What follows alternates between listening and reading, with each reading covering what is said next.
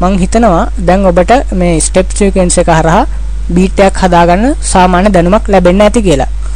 ඒ වගේම ඔබට දැන් මේදී මට කියන්න තව කාරණයක් තියෙනවා. ඒ කියන්නේ දැන් අපි මේ තියෙන මේ බීට් එක නිවැරදි ආකාරයට ප්ලේ කර ගැනීම සඳහා මේ මෙතන පැනල් එකේ අපිට මේ PAT pattern කියන එකට ස්විච් කරලා තියෙන්න ඕනේ. මේ මෝඩ් එක pattern කියන මෝඩ් එකේ තියෙන්න ඕනේ. අපි මේක song කියන මෝඩ් එකේ තිබ්බට අපිට මේක ඇහෙන්නේ නැහැ මේ. දැන් මම ප්ලේ කරලා තියෙන්නේ මේක pattern එකට දැම්මම පස්සේ අන්නේ ආකාරය pattern එකට දැම්මම පස්සේ තමයි ඔබට මේ ශබ්දය ඇහෙන්නේ.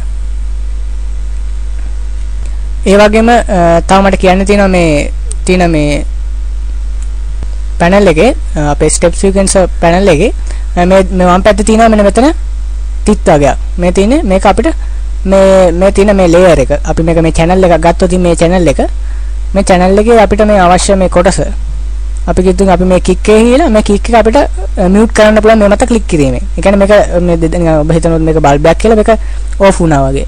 දැන් ඔබ පැටර්න් එක ප්ලේ කරලා බලුවොත් කික් එකේ ශබ්දය ඇහෙන්නේ නැහැ. අපිට ඒක අයිමත් ඔන් කරලා දැම්මොත් මෙන්න මේ ආකාරයට අසන්න පුළුවන්.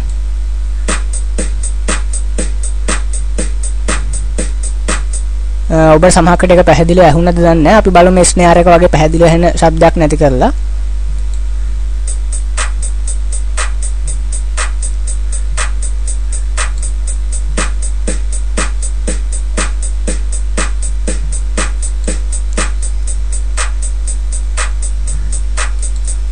මම හිතනවා දැන් ඔබට ඒක වැටහෙන්නේ නැති කියලා. අපි දැන් බලමු මේ වගේම දැන් මේ තියෙන තව knobs දෙකක්.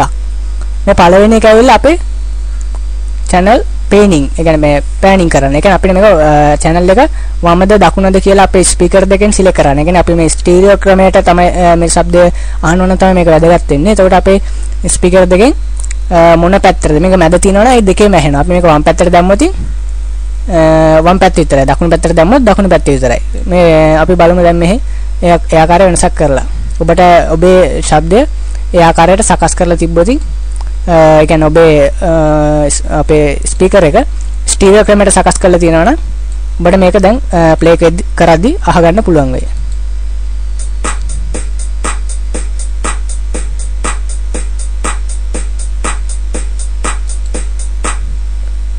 මම දැන් සමහරකට ඔබට මේක දැනෙන්නේ නැති. ඔබ ඒක ස්පීකර් එකේ ශබ්දය වෙන වෙනම ඇසුවොත් ඔබට හොඳට වෙනස දැනේවි. මේක ඔබට රයිට් ක්ලික් කරලා රීසෙට් කිරීම මගින් නැවත සාමාන්‍ය මේකේ තිබිච්ච normal value එකට පත් කරගන්න පුළුවන්. මේක මැද අගයට පත් කරගන්න පුළුවන් ස්පීකර් දෙකෙන්ම ශබ්ද ඇහෙන ලෙස. මෙතන තියෙන්නේ channel එකේ volume එක. ඒ කියන්නේ මේ දැන් කික් එක ගත්තොත් මේ කික් එක ඇහෙන ශබ්දය මෙතන අපිට සාමාන්‍ය ප්‍රමාණයක මික්සින් වලදී කරන කාර්යය තරමක් දුරට කරන්න පුළුවන් මේ channel එකේ තියෙන volume එක සම්බන්ධයෙන් පමණක්. يعني මෙන්න මේ තියෙන මේ pattern එකේදී මේ අපි මේ number 1 කියන pattern එකට අදාළ මේ play කරන මේ pattern එක මේ කියන්නේ මේ අපි හදාගත්ත මේ beat එක ඒ තියෙන මේ channel එකේ ශබ්දය අපිට අඩු වැඩි කරගන්න පුළුවන්.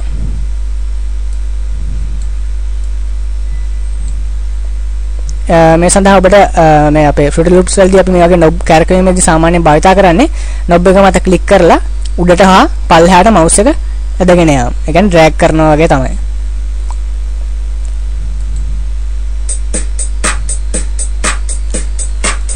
මම හිතනවා දැන් ඔබට අපේ මේ step sequence panel එකේ ගැන තව දාලා අවබෝධය ලැබෙන්නේ නැති කියලා. ඒ වගේම අපි බලමු මේ step sequence එකේ තව තියෙන ප්‍රයෝජන මොනවද කියලා. බලමු දැන් අපි මෙතනදී මේ clap එක select කරගන්නවා.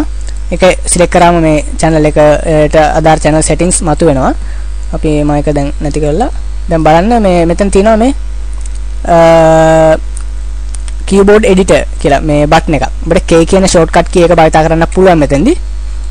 මේක ක්ලික් කරාම මෙතන මතුවෙනවා මෙන්න මේ ආකාරයේ keyboard volume එකට තියෙන keyboard එක ආකාරයෙන් තියෙන මේ panel එකක්. මේකෙන් අපිට පුළුවන් මේ දැන් අපිට පේනවා මේ අපි මේ මෙන්න මේ කොටස අපි select කරලා තියෙන්නේ. ඒකට අදාළව මෙතන තැඹිලි පාටලා තියෙනවා මේ C කියන note එක. මේ තියෙන C sharp C5 කියන note එක. අපි මේක අපිට ඕන පුළුවන් D note එකට වෙනස් කරගන්න. ඒ කියන්නේ තව උඩට ගෙනහිලා අපි ඔක්ටේව් එක පමණ උඩට ගිහිල්ලා B එක සිලෙක්ට් කරගන්න. C එක. මේ තියෙන B එක. ඒ ඔබට ශබ්ද වෙනස් කර වෙන ආකාරය හෙන්නේ නැති. ඒ වගේම අපි දැන් බලමු මේ නෝඩ් එක. මෙතන තියෙන මේ නෝඩ් එක රයිට් ක්ලික් කරලා ඒකේ තියෙන සෝලෝ කියලා ඔප්ෂන් එකක්. අපි ඒක සිලෙක්ට් කරමු. එතකොට වෙන්නේ මේ ඒක ඇරෙන්න අනිත් ඔක්කොම මියුට් වෙනවා. දැක්කද? දැන් අපිට ශබ්ද විතරක් තනියෙන් අසන්න පුළුවන්. අපි මේක ප්ලේ කරලා බලමු මේ පැටර්න් කියන ඔප්ෂන් එකට දාලා.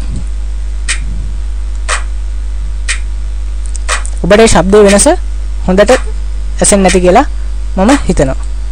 ඔබට ඒක දැනෙන්නේ නැති මේකේ තියෙන නෝට් එකයි මේක ප්ලේ වෙන නෝට් එකයි වෙනස් කියලා. ඒ ආකාරයට ඔබට මේකේ බීට් එකක් සකස් කර ගැනීමේදී මේ ආකාරයට මේ පැටර්න් එකේ ප්ලේ වෙන නෝට් වෙනස් කරගන්න මේ කීබෝඩ් එඩිටර් කියන එක භාවිත කරන්න පුළුවන්. ඊගාට තියෙනවා graph editor එකෙන්. graph editor එකෙන් පුළුවන් අපිට velocity එක, ඒ වගේම pan එක කියන වම දකුණ, filter cut අපි අර කලින් දැකපු ඔප්ෂන්ම තමයි. මේ event tag විදියට pitch එක අපිට මෙතෙන්දී හදා ගන්න පුළුවන්. අපිට ප්‍රධාන වශයෙන් මේක වැදගත් වෙන ගොඩක් වෙලාවට මේ එක එක ඒවායේ තියෙන ශබ්ද, ඒ කියන්නේ අපිට මේ වොලියුම් එක, velocity එක ඒක හදා ගන්න.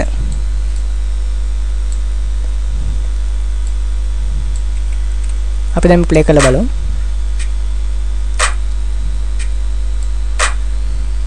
ඔබට පේනවා ඇති මෙන්න මේ කොටසේ තියෙන ශබ්දය අඩුවෙන් ඇහෙන්නේ. මොකද මම ඒකේ velocity එක අඩු කරලා තියෙනවා. අපි බලමු මම වැඩි කරලා.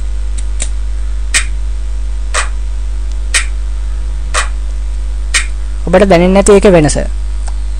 මම හිතනවා දැන් තව දුරටත් ඔබට මේක පිළිබඳ අවබෝධයක් ලැබෙන්නේ නැති බව කියලා. අපි බලමු ඊළඟට තව මොනවද ඉගෙන ගන්න තියෙන්නේ කියලා අපිට මේ Fruity Loops මෘදුකාංගය.